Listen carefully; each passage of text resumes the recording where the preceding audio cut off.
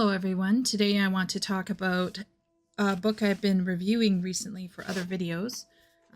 It is Camille Paglia's book, Free Women, Free Men, Sex, Gender, Feminism. Now, for those of you not in the know, Camille Paglia is a rather progressive and liberal person who has come out in recent years to critique some of the newer waves of feminism as being very wrong-headed, and she's very critical of her side of the aisle in many ways. She is rather based. A lot of people think she's very based. I definitely think that she has a certain common sense that a lot of moderate leftists will have. She herself was always a bit more liberal. She always tried to push the boundaries. She's definitely not a fainting couch feminist. And for those of you who followed various political and socio-political aspects of the culture war, know that Camille Paglia was often packaged in with Christina Hoff Sommers, Jordan Peterson, Milo Yiannopoulos, that kind of group of people who were coming out and talking about matters that really concerned them. Now, I never read Camille Paglia's major work that would be Sexual Personae. I did buy her book about art, which I thought was very fascinating. I'll probably go through that one day. And I also got one of her more recent books, Free Women, Free Men, Sex, Gender, and Feminism. And a lot of people will feel rather divided about Camille Paglia because Camille Paglia still supports feminism. She's just more critical about how people are thinking and talking about it. And she's very critical about negative aspects of feminism that has cropped up. And she also is interested in talking about sexuality, sexual expression, gender expression, and other ideas that she's been really touching on as both an academic and as someone who's interested in art and culture. Now, this book is basically a short anthology.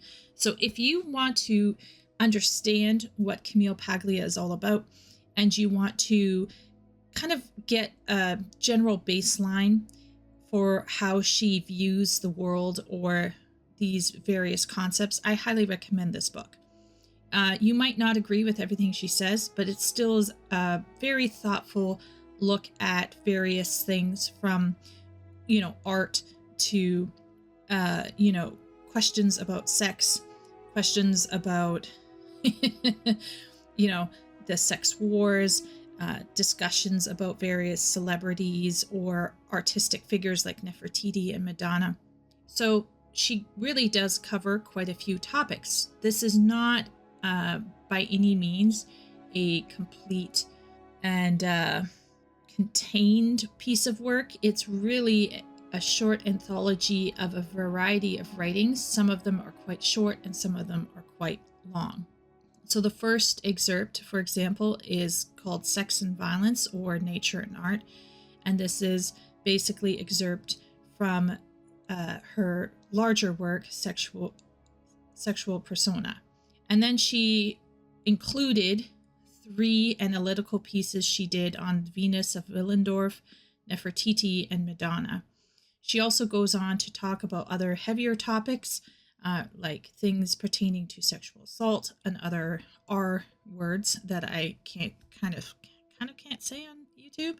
Anyway, and then she talks about corporate raiders, the crisis in American universities, and the nursery school campus. That's what she calls the corrupting of the humanities in the U.S. She talks about why she greatly disagrees with Catherine McKinnon and Andrea Dworkin, which is very fascinating. And she basically talks about things like men's sports vanishing, coddling won't elect women, toughening will, and all of these kinds of what we would consider to be fairly commonsensical, but she touches on feminism, the battle of the sexes. She talks on body type and body images. She talks about plastic surgery. She talks about stilettos. She talks about whether men are obsolete or not. She talks about putting sex back into sex education. She champions teenagers drinking. She talks about the Real Housewives. I think that's a TV show. She also just, tackles all of these kind of like hot topic conversations that a lot of people might want to steer away from. But Camille is not afraid to put her ideas out there and kind of engage with that space. I really like her writing. She is very, very erudite. She knows her stuff. Whenever I read her work, I get the sense that she has done her research. So if you are super into kind of understanding how what I would consider to be a fairly progressive leftist, but not like woke, right? But a fairly progressive leftist, how they might be viewing what's going on right now, I think she's probably giving voice to silent academics who are too afraid to talk about how and why they disagree with something. And Camille has the guts and the spine to kind of come out and say, hey, look, I'm thankful for this. I'm thankful for that. I like this. I like that. But here's also what I don't like. And so this is where I really, really have to respect her, because she's willing to correct or talk about the pitfalls of her own side. And one of the things I really dislike about both the right and the left is how many of them, out of fear of losing control of the narrative, will often sweep their issues under the rug. And basically, I think for me anyway, this is a short-term solution to a long-term problem. I prefer if we bring out all of that dirty laundry and deal with it openly, because honestly, long-term, it's no point in pretending that things are it's not helpful to pretend that things are okay when they are obviously not okay. So yeah, this is very, very great for those who are wanting to tackle some of these ideas.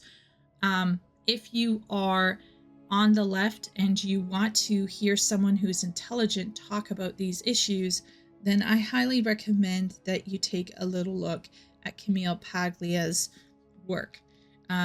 She is very supportive of men, and she is also supportive of women. And she's supportive of women in a way that is incredibly bracing. I think it's very helpful to women. And yeah, it's a great read. Probably one of my favorite parts, I'm not gonna lie, is her her casting shade at Dworkin and McKinnon. I'm gonna read some parts here because it's just how she, just listen to her, the way she writes. McKinnon is a classic WASP who painstakingly builds huge, rigid structures of words in complete obliviousness to the organic, sensual, and visual. She's a 20th century Puritan whose upbringing, a stern Minnesota judge as father, Episcopalian, and conservative Republican, seems straight out of Hawthorne. McKinnon's pinched, cramped, body-denying Protestant culture made her peculiarly susceptible to Andrea Dworkin, whose let-it-all-hang-out ethnicity was initially liberating. McKinnon's stolid lack of psychology drew her to Dworkin's boiling emotionalism and self-analytic, self-lacerating Jewishness. In return, McKinnon, the third-generation Smith College WASP insider, satisfied Dworkin's longings for establishment acceptance, a nagging theme in her writing. And then the shade, it's just great.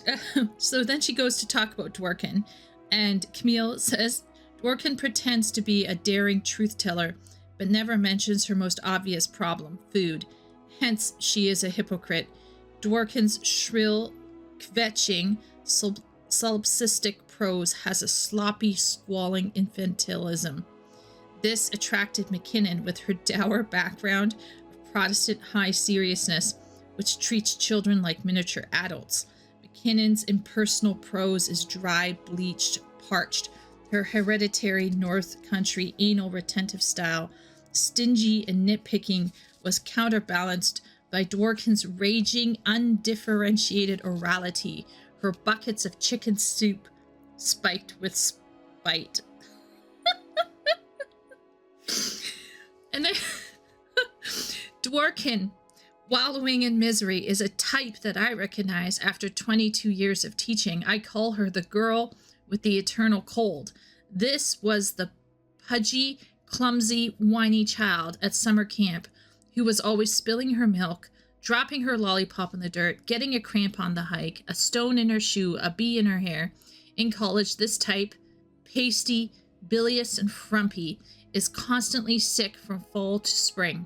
She coughs and sneezes on everyone, is never prepared with tissue, and sits sniffling in class with a roll of toilet paper on her lap. She is the ultimate teacher's pet, the morose, unlovable child who never got her mama's approval and therefore demands attention at any price. Dworkin seized on feminism as a mask to conceal her bitterness at this tedious, banal family drama. And it, you know, so like you can imagine like Camille Paglia is in a it's in a metaphorical truck running these two women down. She's run them down. Now she's going to go into reverse, okay? So now she's going to go back and finish the job. McKinnon and Dworkin have become a pop duo like Mutt and Jeff, Steve and Edie, Ron and Nancy. McKinnon, starved and weather-beaten, is a fierce gargoyle of American Gothic. With her witchy tumbleweed hair, she resembles the batty, gritty pioneer women played by Agnes Moorehead on The Twilight Zone. Or she's Nurse Diesel, the preachy secret sadist in Mel Brooks' High Anxiety. Dworkin is Pee Wee Herman's Large Marge, the demon trucker who keeps returning to the scene of her fatal accident. I see McKinnon and Dworkin making a female buddy picture like Thelma and Louise. Their characters, Pennywise and Pound Foolish, the Puritan Gibson girl and her fuming Dybbuk, the glutton for punishment. Or they'd be perfect for the starring roles in a TV docudrama about prissy, repressed J. Edgar Hoover and his longtime companion Clyde Tolson, bugging hotel rooms and sticking their noses into everyone's business. So if you want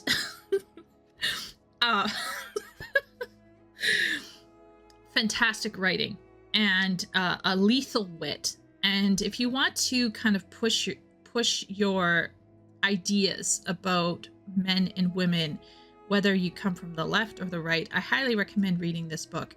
You're not going to agree everything within its front covers, but it still is a great exercise in thought, and I just really, really enjoyed reading it. It was very fun. It was very interesting. And yeah, it got me thinking about a lot of different things. There are a lot of people out there who are seeking genuine justice, who are seeking equality in healthy amounts, like not this fake equality that's actually about oppressing the oppressors or whatever. And I feel like Camille Paglia is speaking for a certain subsection which has fallen silent out of fear. So thank you, Camille Paglia, for writing these things and for sharing them with the world. We appreciate them, and hopefully you too will read her stuff and also appreciate what she's done. And yeah, that's where I will end it. I will see you all next time.